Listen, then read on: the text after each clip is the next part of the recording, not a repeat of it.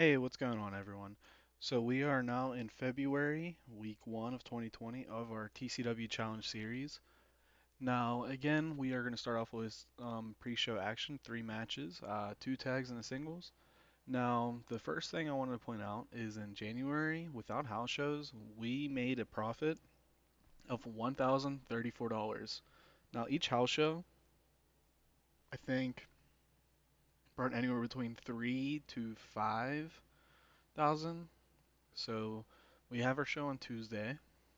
Then the house shows by default are Monday, Wednesday, Friday. So let's say 3,000 per 4 weeks, 12 times three. We missed out about 40,000. It's 36 there, but I'd say about $40,000 in revenue alone. Now that will add up every year. So that's even on the low side if we get more popular.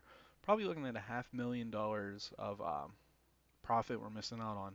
Now another thing is I use the house show booking mechanic to find out chemistry. Um, so be ready for a lot of that in the pre-show with our young mid card, especially younger lower card, and we'll see local talent.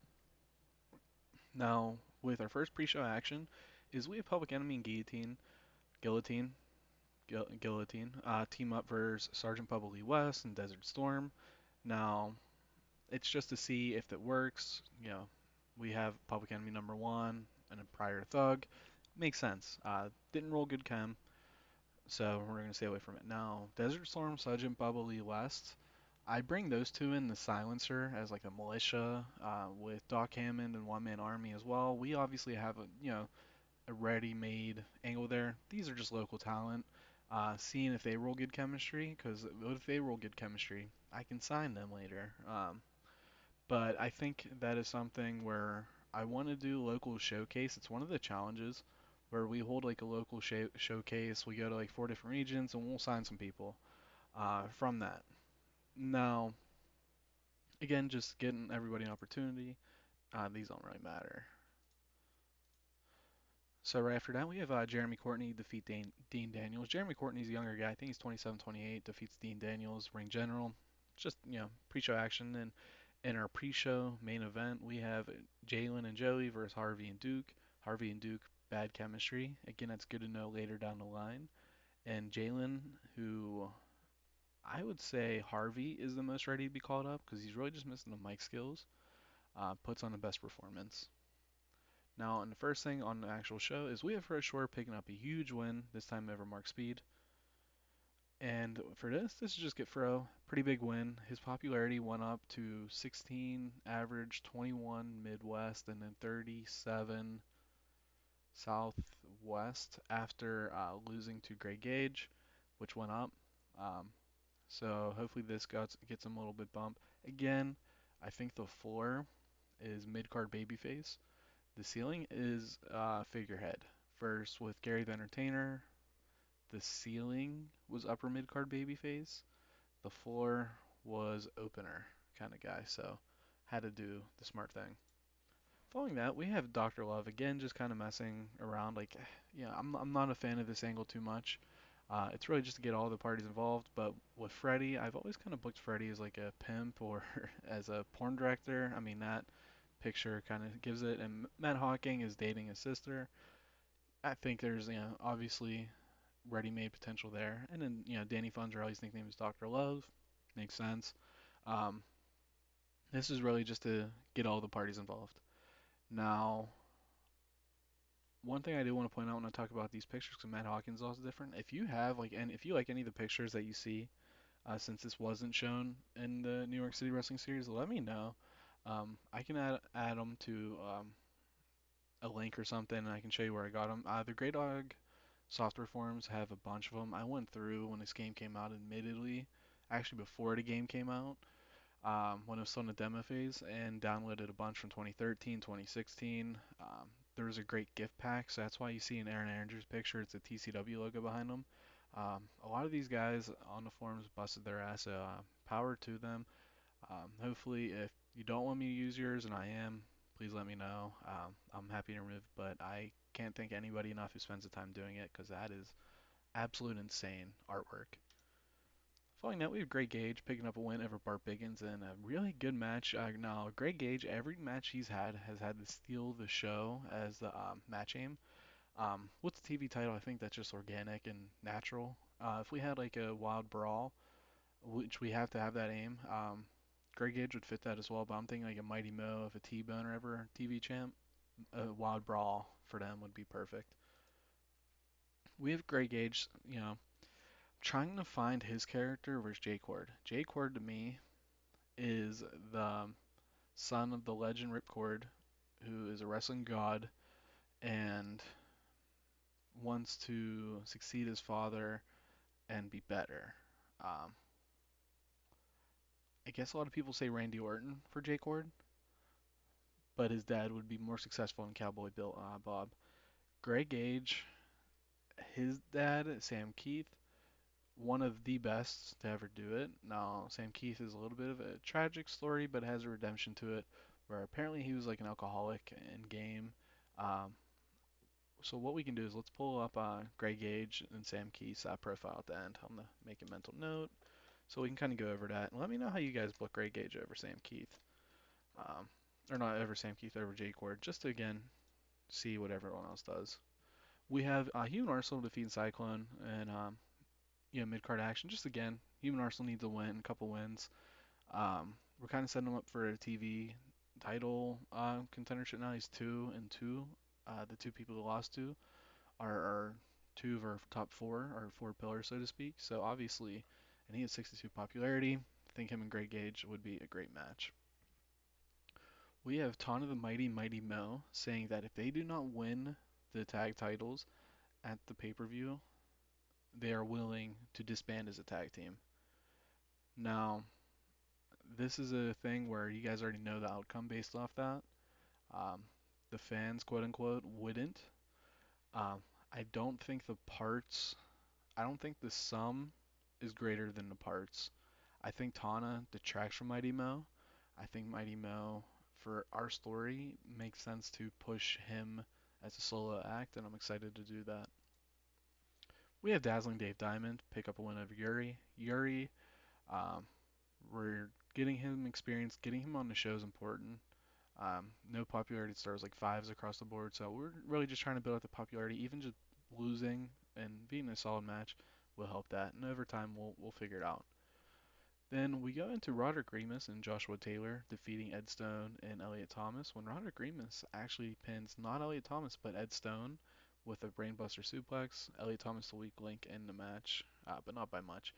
Um, Again, this is a match that would have been figured out if I had the house shows. I would have said, all right, Roderick Grimace, Joshua Taylor, do they have good chemistry? If they didn't, I would have not booked this.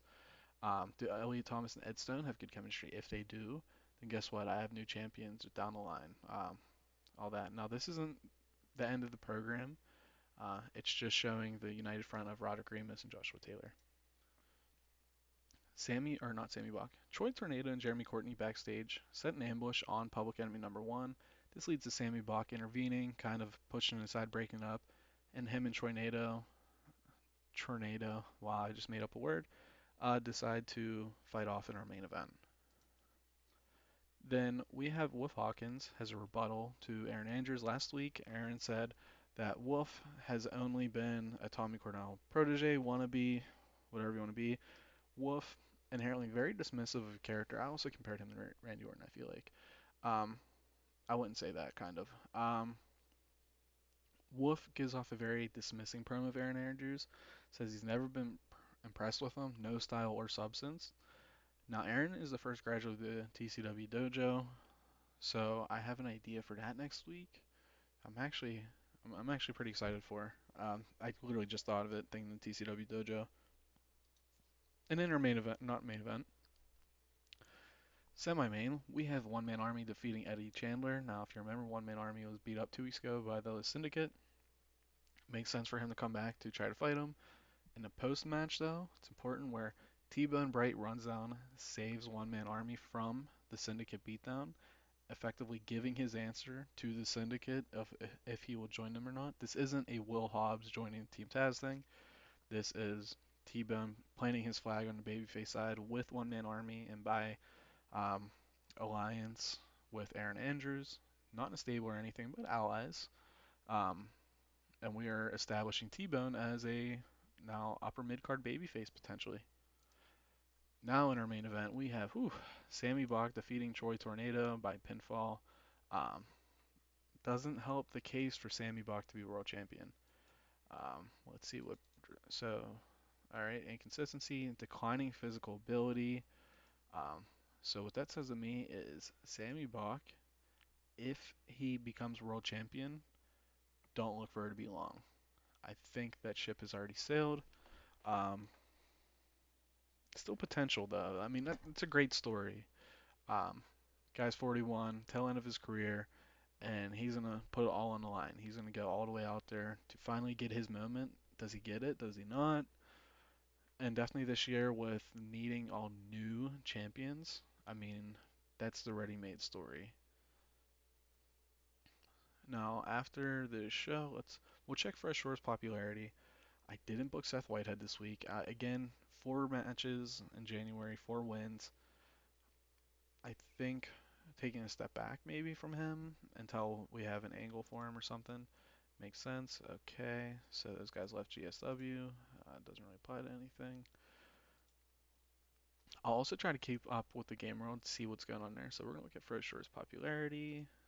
Uh, all right, so that's pretty good across the board. He went from 16 to 21, so +5 really across the board. I'm pretty cool with that. And let's see, where's Greg Gage? Greg Gage right below him, 59. So Greg feeds Bart Biggins at 59. He now has 59. Bart probably has 57. And Bart, he's going to be pushed on a card. He is somebody next year when the contract is up that I have no intentions to resign Bart Biggins, but if I have to, I have to. He'll be a great teacher with psychology to our younger roster and is a tag specialist, so maybe I can look into that. Yuri, he had 5 popularity last year, or last month. He's now up to 16 just by losing. So I think that's something we're going to do. We're cycling. Now with Cyclone, our blacklist exemption, there's no rule for the blacklist exemption. I think it's just the RNG kind of roll the dice. If I get someone that's good, that's great. If not, oh well. I still have to use them. Like I'm not going to just not use them. I I think I might push him eventually, but he's not gonna be above 40 popularity. You can believe in that. But let's see here. We want to look at Greg Gage.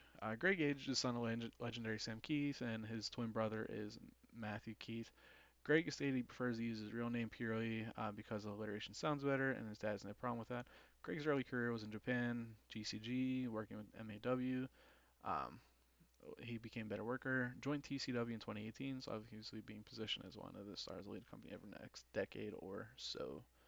He has been somebody who's been, he won the Invitational for Cord for 2015, 2017, 2018.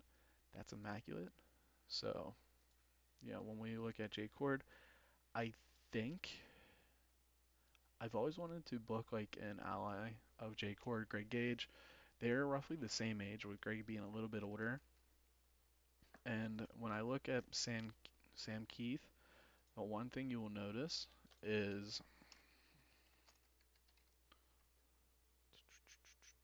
it's just taking a second to load. I should just went through it other way. So when you look at Sam Keith, is he's well known for being able to run Proton Lock, perhaps the most feared submission move ever since his retirement, but overrunning him AW, which he took over from Ripcord. He also is behind the Caught Alliance. Now he is a recovering alcoholic, um, and that really hurt his career, where he was successful, but it never was as successful as it should have been because of the alcohol abuse. So workshopping an idea, not this year, I think, but maybe down the line. Jay Cord as the boisterous, you know, kind of spoiled kid who looks down on Greg Gage and, kind of pitied him for his dad being an alcoholic. You can bring in Sam Keith, have Jay Cord maybe beat him up. But I think having them be a team for a bit and then separating with Greg being a babyface to redeem his family name, I feel like that makes sense. It's kind of, wrestling is Shakespeare. It's very Shakespearean.